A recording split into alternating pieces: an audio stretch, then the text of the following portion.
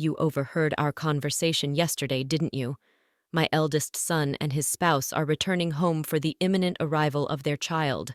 Consequently, I must ask you to relocate your belongings to the yard. Excuse me, but considering you don't contribute to my son's endeavors and aren't capable of having children, it seems reasonable to request this accommodation. Moreover, I'm paying $10,000 in rent, and this situation is becoming increasingly tiresome to manage. Living with my mother-in-law has its challenges, and now, with my brother-in-law and his wife returning, she's pressuring me to vacate the premises. With my mother-in-law, brother-in-law, his wife, and my husband all under one roof, this household is rife with complications. I've endeavored to maintain harmony, but it's becoming overwhelming to juggle it all. Frankly, I've reached my limit. I understand your decision to leave, but merely dumping your possessions in the yard is not an acceptable solution. I'll return later to retrieve my belongings. Your departure is appreciated. Despite my mother-in-law's protests, I began packing my things and exited the house. Within moments of stepping outside, I reached for my phone and arranged for a junk removal service. Once I made up my mind, nothing could hinder my actions. Allow me to introduce myself. I'm Linda, a 40-year-old IT consultant. My husband, Mark, also 40, is the proprietor of 3 restaurants. Despite assumptions, we're both 40, and this shared milestone is often misconstrued. We've been married a long time and have a kid or two, but we actually newlyweds. We both lived as workaholics and didn't marry until this age. I had given up on marriage just before turning 40, but a random visit to a bar after work changed my mind. Is this your first time here? Yes, that's right. I had been curious about it for a while, but it was hard for me to go in alone because the store is so stylish. But I worked hard today, so I decided to go in as a reward to myself. I was relieved to find a counter where it was easy for a loner to spend time. We have many women who come alone, so feel free to visit any time. My husband Mark chatted with me with a smile as I sat at the end of the bar. I knew he was just trying to attract a new customer, but for me, who had no casual acquaintances to dine with at this age, even this kind of customer service felt nice. Feeling comfortable in Mark's restaurant, I started visiting frequently as a regular. I always sat at the end of the bar, and it became normal for Mark to chat with me while I ate. What does an IT consultant do? Introducing it to companies' strategic planning. I've worked with restaurants too. Once I suggested a tablet-based ordering system to reduce labor costs and improve efficiency. Oh, the system that's become common. How much does that cost? Well, for a place like this, it would cost about this much. No way, no way. That's too much for a small business like mine. As I punched numbers into my phone calculator and showed him the screen, Mark shook his head and hands vigorously. He's curious and always eager to learn from our conversations. He's looking for ways to apply new knowledge to his work. Even though it looked like just a pleasant conversation, I was slowly drawn to his dedication to his work. Likewise, Mark grew fond of me, seeing that I was a hard-working person. I'm always busy with work and can't talk much. How about we go out for dinner sometime? Excited about the chance to dine with a restaurateur, I eagerly agreed. I was thrilled to be asked out by my husband, but saying something so girlish at nearly 40 would be embarrassing, so let's just leave it at that. My husband didn't just ask me out that one day. He continued to invite me out for meals occasionally. It's natural for adult men and women who frequently dine together to develop a romantic relationship. We started dating, and 2 years later, as we both turned 40, we decided to get married. Feeling shy about being a bride at 40, I asked my husband to skip the wedding ceremony and just take some photos of us dressed up. After we got married, I moved from my apartment to my husband's house. His house is a 3-story building with a garden and parking located in a high-end area. The rent is apparently around $1,000. My husband was living there with his mother. Some might think it's unthinkable to live with a mother-in-law right after getting married, but I'm 40, so I don't mind much. Plus, my mother-in-law is 70 and my father-in-law has passed away, so living together seemed necessary. When my husband suggested living with his mother, I immediately said it was okay. But after starting to live with my mother-in-law, I regretted accepting so quickly. When I moved into my husband's house, besides the bedroom for us, I even got a lavish office room for myself. His house seemed too big for just 2 people, with many spare rooms. Once I settled in, I asked my husband a simple question. Why do we need such a big house just for you and your mother? I have a brother 3 years older than me. He left home after college, and I've lost touch with him for the most part. He hasn't been home at all, and it's been a few years since I've heard from him, my husband said. He's such a man that one day he might get into trouble and come back to me and Mom, right? So we decided to rent a bigger house. I think it's a little too big, I said. Well, I got married and you came, so I guess it all worked out, my husband said while unboxing my books and arranging them on the shelf. He talked about his brother Daniel with a smile. From his story, it seems Daniel is aimlessly hopping from job to job, but my husband doesn't think badly of him. Don't talk about that kid. What if he really comes back? My mother-in-law appeared at the doorway of what would be my office, seemingly checking on us. It appears she doesn't have a good opinion of him. Unlike my husband, it's understandable for a mother to show a cold reaction to an eldest son who shirks his responsibilities. However, I'm worried that my husband and my mother-in-law might clash over his brother someday. Also, I'm not too fond of you either, Mom. Come on, we're going to live together now, so stop saying things like that, I said. I'm not saying you should leave. I just need to make things clear from the start. My mother-in-law walked away, her slippers making a padding sound. I'm sorry, I'll talk to her, my husband said. It's okay. I got a similar talk when we met for the wedding. I'll build the relationship with your mother as we live together, I replied.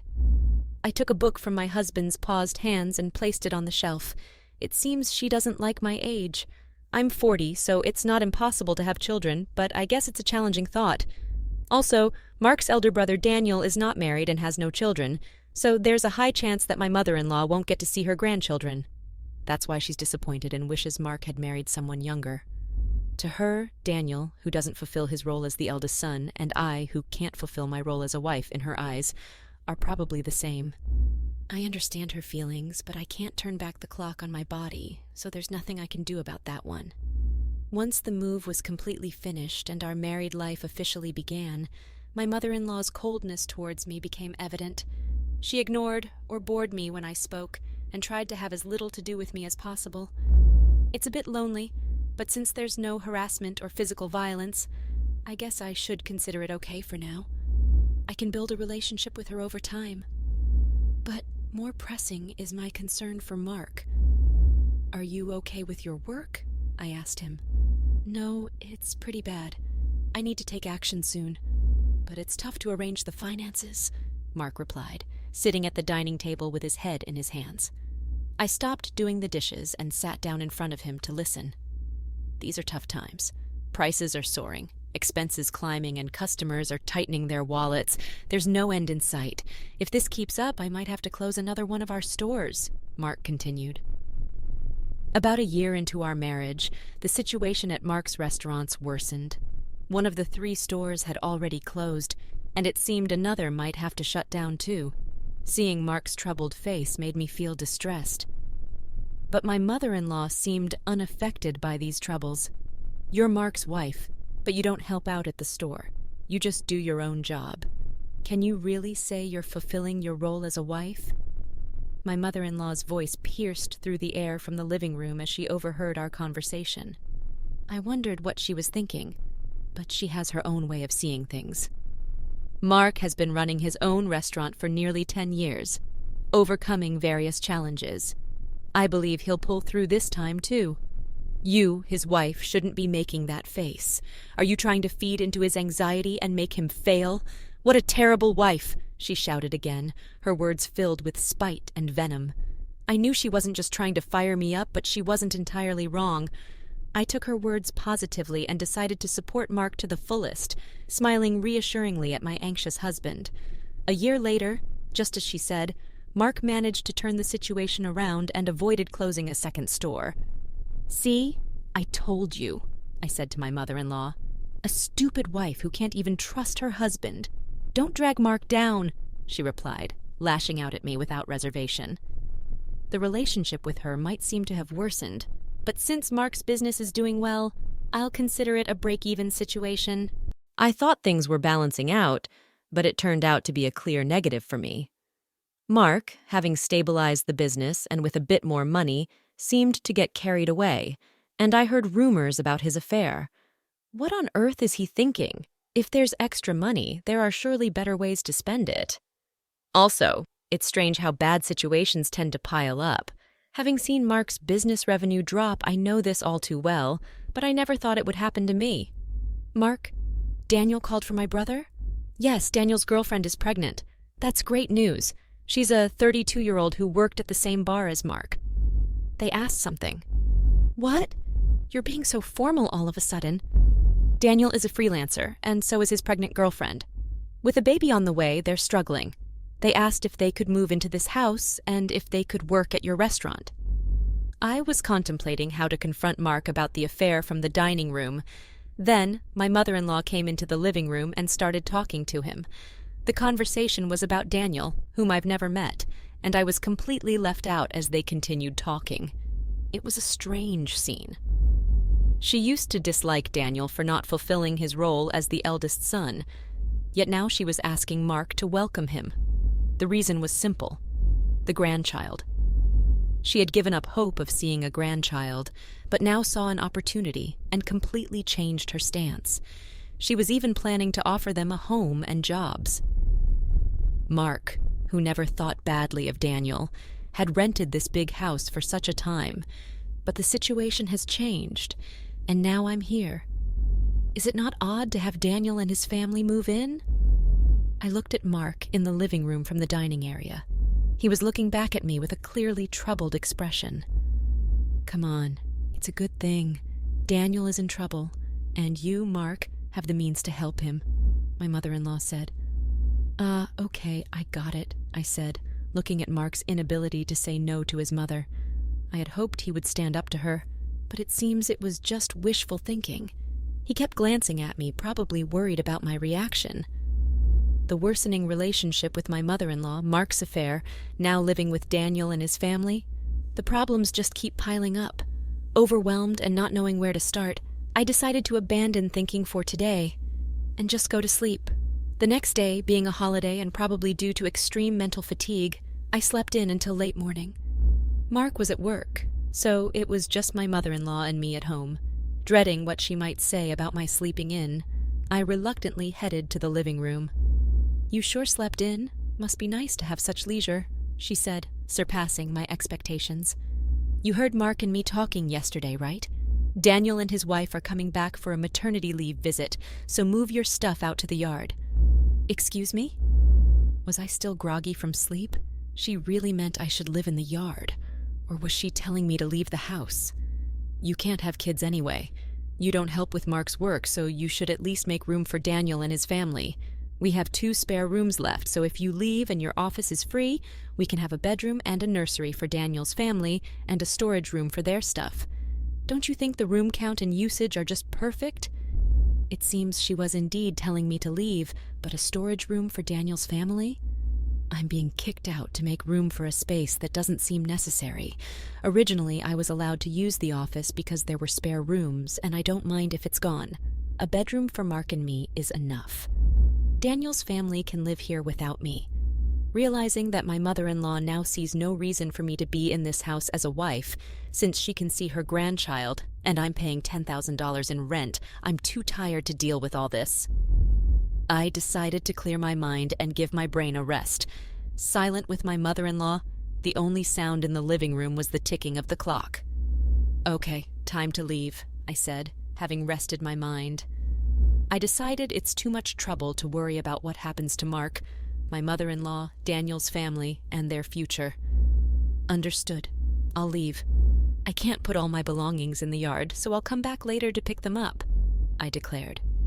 You're leaving? Thank you, that helps, my pleased mother-in-law said, ignoring my words. I started packing my things and left the house. 7 seconds after stepping out the door, I took out my phone and called a junk removal service. My decision made after stopping my overthinking couldn't be stopped by anyone. Let them all regret this choice later. Having left the house, I decided to stay at a hotel for the time being. I had called the junk removal service, but they needed some time to prepare. This worked out since I wanted some time too. 2 weeks after leaving, I rented an apartment and started living alone. I haven't heard from Mark since then. He probably thinks I'll come back eventually. The thought of Mark taking the current situation lightly infuriates me. However, today is the day after his restaurant stay off. I expect a call from Mark when he visits the restaurant for a lunch. Prep! Hey, what's going on here? The restaurant is completely empty, Mark exclaimed over the phone.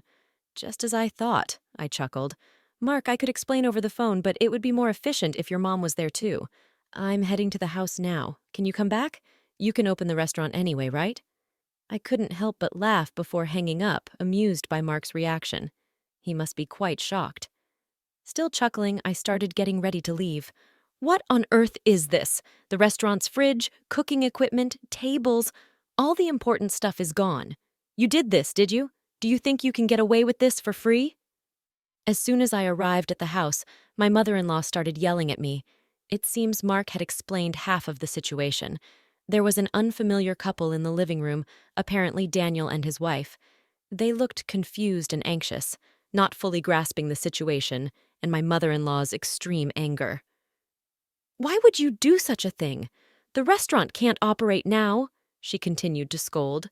It's my restaurant, so there shouldn't be a problem with me starting the closing process or having the items I bought disposed of by a junk removal service, right? I countered. Huh? Your restaurant? What are you talking about? Why don't you explain, Mark? You haven't told your mom, have you?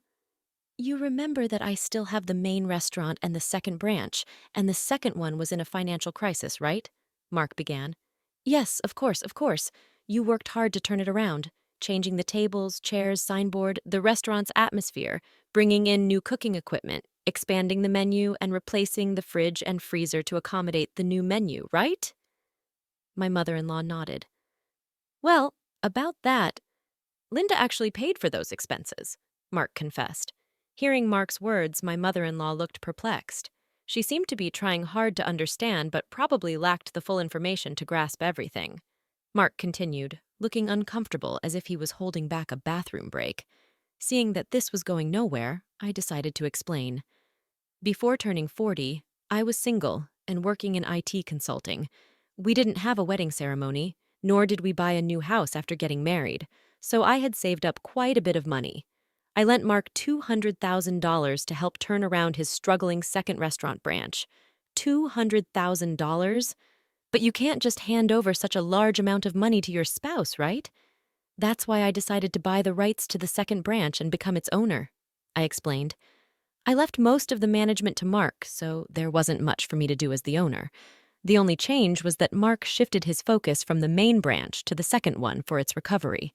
When Mark's restaurant was in crisis, I had to show my concern alongside him. It was when my mother-in-law yelled at me for not showing enough trust in my husband that I decided to support Mark to the fullest. My form of support was giving him the money I had saved during my single years. Mark, is this true? My mother-in-law asked. Yeah, it's true.